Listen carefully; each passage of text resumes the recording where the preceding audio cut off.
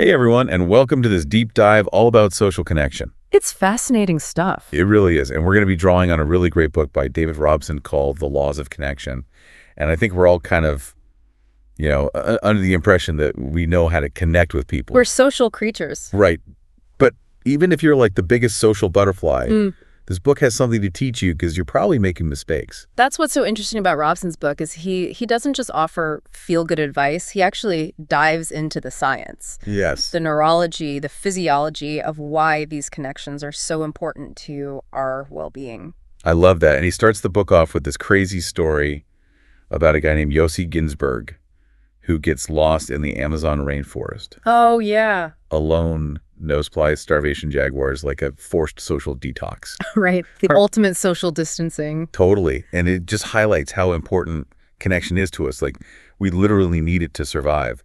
And it's not just this nice to have thing. Like he really underscores how primal this need for connection is. Yeah. And it echoes what researchers have found in scientific studies. Right. Like the Alameda 8 study, where individuals lacking those connections were 3 times more likely to die. 3 times. In a 9-year period. Oh, my goodness. Compared to those with more robust connections. That's wild. So that's like saying connection is as important as diet and exercise. Absolutely. For our health. It impacts our lifespan, it impacts our creativity, it impacts our professional success. So we're all walking around with connection deficits, basically. In a way, yeah. And not just the quantity of connections, but the quality of connections. Okay, so that makes sense because you could have a ton of friends, but if you don't feel really connected to them, exactly, then it's not really giving you those benefits. And Robson introduces this really intriguing idea called shared reality. Ooh, I like that. The foundation of a deep connection. Okay. That feeling that someone sees the world the same way you do. Okay. You know, they get your humor, they finish your sentences. Yeah, like you're on the same wavelength. Yeah. But how do you measure shared reality?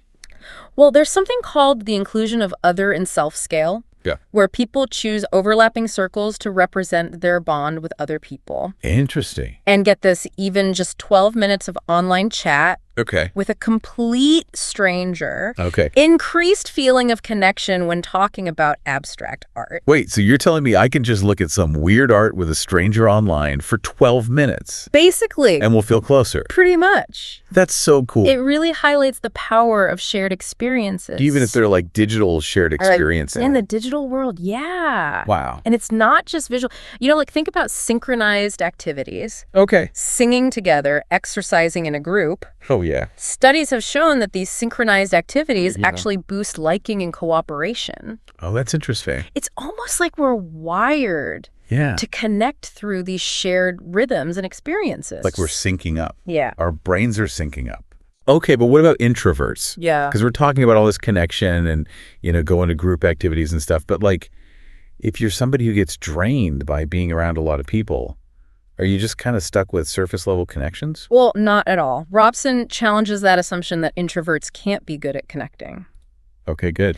And he points to research where both introverts and extroverts actually felt happier and more connected when they behaved in a more extroverted way for a week. Wait, so you're telling me that even if you're an introvert, if you just pretend to be an extrovert for a week? Kind of, yeah. You'll actually feel better. It seems counterintuitive. That's wild. Okay, and so introverts are just as capable of making those deep connections. Absolutely. It's just a matter of kind of pushing themselves a little bit outside their comfort zone. And what's even more interesting is introverts consistently underestimate how much they'll enjoy social events. Oh, yeah, that's me. They build up the anxiety, but they end up having a good time. Every time. Yeah. Yeah, I get so nervous beforehand, and then I'm like, oh, this is fun. Why do I do that to myself? Exactly. But even if you're like, I guess extroverted or introverted, and you put yourself out there, don't you always feel like people don't like you as much as you like them? That's that liking gap. Oh, yeah. We assume people view us less positively than they actually do. We're our own worst critics, right? We are. But why is that? Robson explains a couple of reasons. Right. First, we tend to focus on our own flaws and insecurities. Right. That distorts our perception. Of course. And we also overemphasize competence over warmth. Oh, that's interesting. We think we need to be witty and impressive, but often people connect more with just genuine kindness and authenticity. So I don't need to have all the answers and be the smartest person in the room. Not at all. People just want to feel like you're a good person. Exactly. He's kind and cares about them. Exactly. Okay, so what's the takeaway here? Yeah. Are we just supposed to slap on a fake smile and pretend everything's great? It's more about cultivating self-compassion. Okay. Recognizing that everyone feels awkward sometimes. Right. And that doesn't define your worth or ability to connect. Yeah, like it's okay to be awkward sometimes. Totally. We've all been there. We all have those moments. Okay, so we've talked about this shared reality. Yeah. But what happens when we think we understand each other, but we're actually totally misinterpreting what the other person is saying? That's that illusion of understanding. Okay. Robson illustrates it with a story about J. Edgar Hoover, Oh, yeah. the first director of the FBI. He totally misinterprets a memo about page margins because of his own biases and preconceived notions. Oh, I love that story. Yes. It's like the perfect example of how our own baggage Yeah. can completely cloud our understanding of what somebody else is saying. Totally, like that game of telephone Oh, yeah. where the message gets totally distorted. Yeah, you whisper something around a circle, and it ends up being something completely different And in real life, the consequences are a lot more serious than just a funny game. than just a funny game. Yeah, misunderstandings can lead to real problems. Absolutely. And it's not just like your personal relationships, but like in the workplace, Oh, yeah. in families, in all sorts of different contexts. Absolutely. Communication breakdowns can happen anywhere. Yeah, so it's like we need to be really mindful Yeah. of how we're communicating and how we're interpreting what other people are saying. We need to be more intentional about it.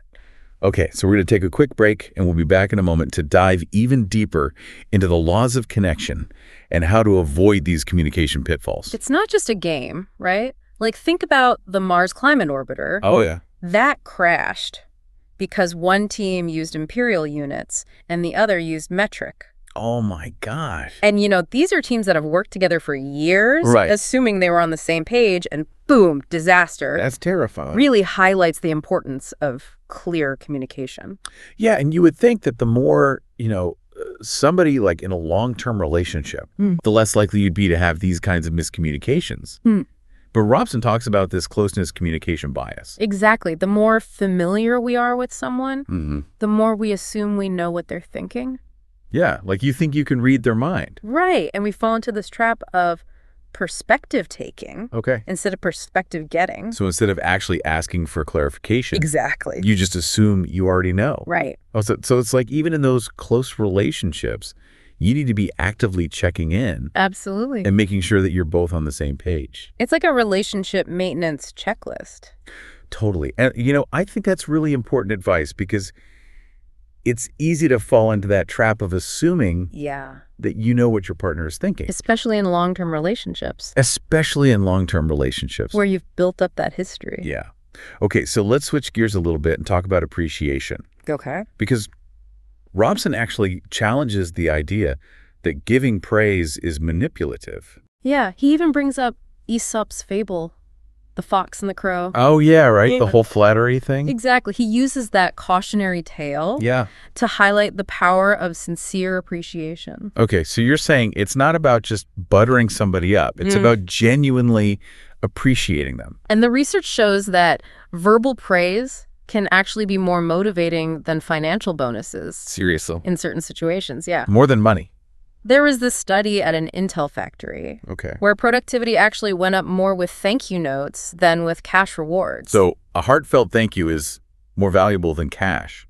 It seems counterintuitive, It really does. but the data's there. Wow. Okay. And that's rethink my whole reward system. It's pretty amazing. It is. So why is that? Is it just about making people feel good? I mean, it does make people feel good, but it goes deeper than that. Okay. fMRI studies show that receiving compliments lights up the same reward centers in the brain as receiving money. So my brain literally lights up the same way. Pretty If I get a compliment versus if I get a $100 bill. much. And it boosts mood, reduces stress, strengthens social bonds. That's incredible. So it's not just like a fluffy, nice thing to do. Yeah. It's actually like neurologically beneficial. It has a real impact. Wow.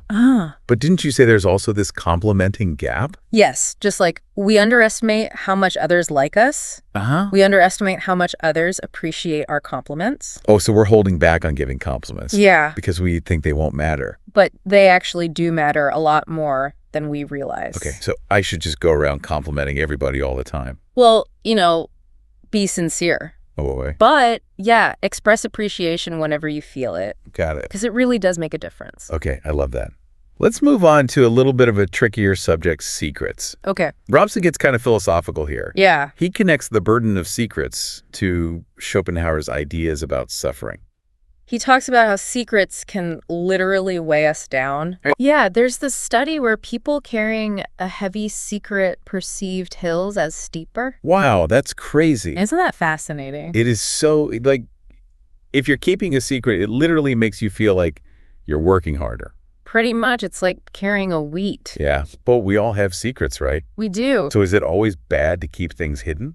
Well, Robson points out that while secrets can increase stress and loneliness, we often overestimate the negative consequences of revealing them. Okay. There's even research suggesting that disclosing embarrassing information can actually increase liking. Wait, so if I tell you something embarrassing about myself, Yeah. you'll actually like me more. It's counterintuitive, but that's what the research suggests. That's so wild. It's about building trust and authenticity. Yeah, like you're letting people see the real you. Exactly, warts and all. And that makes them feel closer to you. It can, yeah. That's really interesting. So it's kind of like the opposite of keeping secrets. In a way, yeah. It's about being open and vulnerable. And that vulnerability can actually strengthen your connections. Okay, I like that. So speaking of vulnerability, Yeah. let's talk about asking for help, Okay. because that can feel really vulnerable. It can.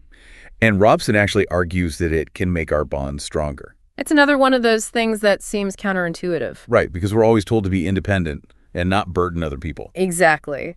But we tend to underestimate people's willingness to help. Okay, There's a great study called the Gym Directions Study, okay, where people were twice as likely to help a stranger with a small favor okay. than the requesters predicted. So people are actually more helpful than we think they are. Pretty much. Yeah. That's good to know. And it turns out asking for help can make people feel good. Oh, really? Yeah, it gives them a chance to be helpful, to feel needed. So it's like a win-win. In a way, yeah. But Robson emphasizes it's important to frame those requests thoughtfully and express sincere gratitude. Right, like you don't want to just demand help. You want to make people feel appreciated. Exactly. And he introduces this concept of a my requests. Our request. Yeah, it's basically asking for things that you could technically do yourself, Okay. but you ask for help to emphasize closeness and connection. So like asking your partner to make you coffee even though you're perfectly capable of making it yourself. Exactly. It's a subtle way of reinforcing the bond, Okay, that's interesting. showing that you value their presence and support. Even in those little everyday things. Yeah, exactly. Okay, I like that. So we've talked about honesty, vulnerability, appreciation, even asking for help. It's a lot. But what about those times when things go wrong? Yeah. When somebody's hurting and you want to be there for them? Well, Robson opens this section with a really moving example of the author Henry James Okay. comforting his friend Grace Norton through a letter. Okay. And he highlights the power of simply being present, offering a listening ear, validating the other person's feelings. Yeah, and he also reassures us that we're often better at comforting than we think we are. It's true, we often underestimate our ability to offer support. That's good to know because I feel like I'm always fumbling for the right words. You don't need to have all the answers. Okay. Sometimes the best thing you can do is just listen and validate. But isn't there a difference between just like wallowing in somebody's misery Yeah. and actually helping them move forward? Absolutely. Robson distinguishes between co-reflection, Okay. which is engaging in a meaningful discussion about the problem, Okay. and co-brooding, which is just dwelling on the negativity without seeking solutions. So it's like you want to help them process their emotions Yeah. without getting stuck in that negative spiral. Exactly. But how do you do that? Is it about giving advice?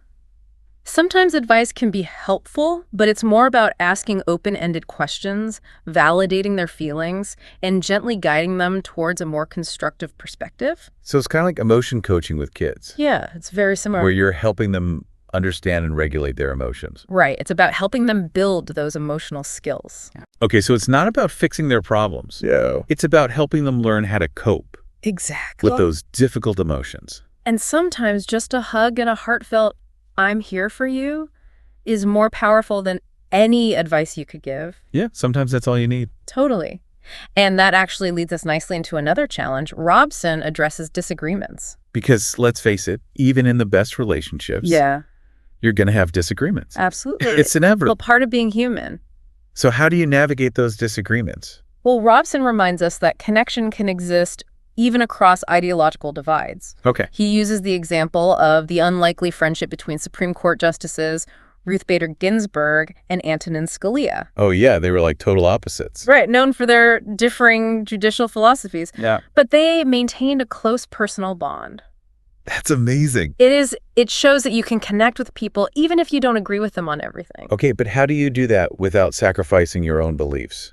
Well, Robson takes a fresh look at Ashe's conformity experiment. Oh, yeah, the one where people agree with the obviously wrong answer. Exactly. Just to fit in. Right, and he argues that this anxiety we feel about disagreeing isn't just about weakness, Okay. but it stems from a deep-seated need for shared reality. So we're not just being sheep. No. We're actually feeling this tension Yeah. because it's like our need for belonging is clashing with Exactly. our need to be right or our need. It threatens our sense of belonging. Okay, that's interesting. Mhm.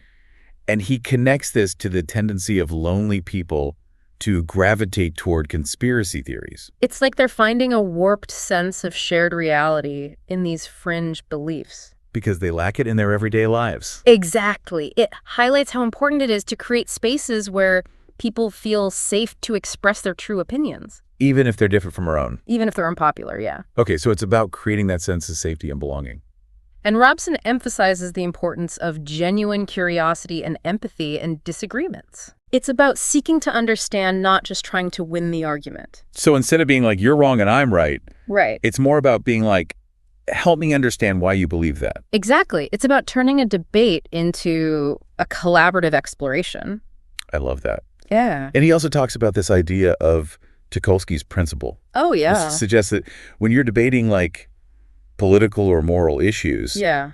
it's more effective to share personal experiences Right. than to just rely on like facts and statistics. It's about making it personal, relatable, appealing to emotions as well as intellect. So it's not about bombarding people with data. No, It's about sharing your own story. exactly. And connecting on a human level. And he also talks about moral reframing. Yes. Finding common ground in shared values. So even if you have different opinions, Yeah. you can find those shared values The that can bring deal. you together. It's about speaking the same language, appealing to the same values. Okay, I like that. So it's about seeing the world through the other person's eyes, It is. even if you don't agree with their conclusions. Exactly. We've covered a lot of ground in this part of our deep dive, We have. from navigating disagreements to the importance of vulnerability and asking for help. It's a lot to take in. It is.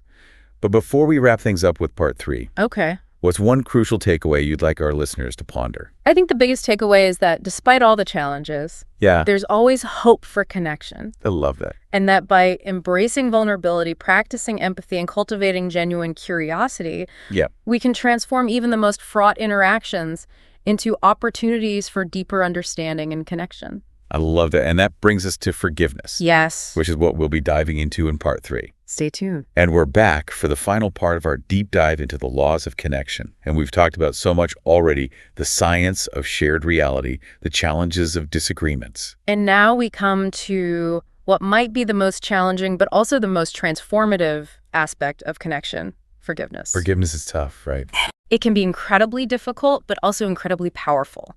And Robson, as always, approaches this topic with a great blend of personal stories and scientific insights. Okay, I'm intrigued. He starts with this funny anecdote about getting a voodoo doll as a secret Santa gift. A voodoo doll. Yeah, the idea was to stab it with pins whenever you felt wronged, and it would magically release your anger. I love that. It's kind of a playful take on that human instinct for revenge, right? Totally. We all have those moments where we just want to get back at someone. Exactly. But of course, Robson goes deeper than just voodoo dolls. He explores the reasons why holding on to those grudges can be so detrimental to our well-being. Okay, so it's not just about letting the other person off the hook. No, it's about our own well-being. It's about us. He cites studies that show forgiveness, even if it doesn't involve reconciliation with the person who wronged us, can have tangible health benefits. Oh, really? Lower stress, better sleep, improved cardiovascular health. It's like releasing a poison from our system. So it's literally good for our health It can be. to forget. Because if we're constantly replaying those hurts, those injustices, it keeps us stuck in a negative loop. Yeah, it's like you're poisoning ourselves with our own resentment. Exactly. But how do you actually do it? Like, how do you get to that place of forgiveness when you've been hurt so badly? Well, Robson offers some practical strategies. One key idea is shifting our focus from the immediate offense to the larger context of the relationship. Okay, so instead of just focusing on that one thing that hurt you, Yeah, you try to see the bigger picture. exactly. And remember all the good times, all the reasons why this relationship matters to you in the first place. It's like putting that one bad apple in a basket of delicious fruit. Yeah. It doesn't spoil the whole thing. Exactly. And he also talks about trying to understand the other person's perspective, even if we don't condone their actions. Maybe they were stressed or going through something we don't know about. Right. It doesn't excuse their behavior, No, but it can help us cultivate some empathy. exactly. Because even good people mess up sometimes. Oh, yeah. We all have our bad days. It's about recognizing their humanity, their flaws, just like we hope they recognize ours. So it's not about saying what they did was okay. No, It's about understanding that they're human and they make mistakes. exactly. But there's a difference between understanding and condoning. Absolute forgiveness doesn't mean letting people walk all over us or pretending that what they did was okay. It's not about giving them a free pass. No, it's about choosing to release the anger and resentment that's poisoning us. So it's really an act of self-care. It is. It's about taking control of our own emotional landscape rather than letting someone else's actions dictate how we feel. I love that. It makes me think about how forgiveness ties back to some of those other themes we discussed, like shared reality. Yeah. If you're holding on to a grudge, it's going to block those opportunities for connection. Absolutely. It's like building a wall between yourself and the other person. Yeah, and it takes courage to dismantle that wall. It does. It takes courage to choose vulnerability over self-protection. Wow. This whole conversation about forgiveness has been really eye-opening. It's like a powerful concept. It is. It's not just this fluffy, nice idea. It's like a fundamental building block of strong, healthy relationships. And it's a process, not a switch we can flip on and off. Right? It takes time. Robson reminds us to be patient with ourselves and remember that forgiveness is a gift we give to ourselves as much as to the other person. I love that. So much wisdom in that statement. It's true. This has been such a fantastic deep dive into the laws of connection. I feel like I've learned so much. Me too. What's one final thought you want to leave our listeners with? Well, Robson ends the book with this beautiful quote from Helen Keller about her lifelong connection with Anne Sullivan. The only thing worse than being blind is having sight but no vision. That's so powerful. I think it's a reminder to cultivate the vision, to see the potential for deep connection in every interaction, Even when it's messy? even when it's challenging. Yeah, because it's not always going to be easy. No, but it's always worth it. It's those connections that make life meaningful. They do. So to all our listeners out there, keep diving deep into those connections, keep cultivating that vision, and keep choosing empathy, vulnerability, and forgiveness. Because as we've learned today, those choices not only enrich our relationships, they enrich our lives. Well said. Until next time, keep connecting.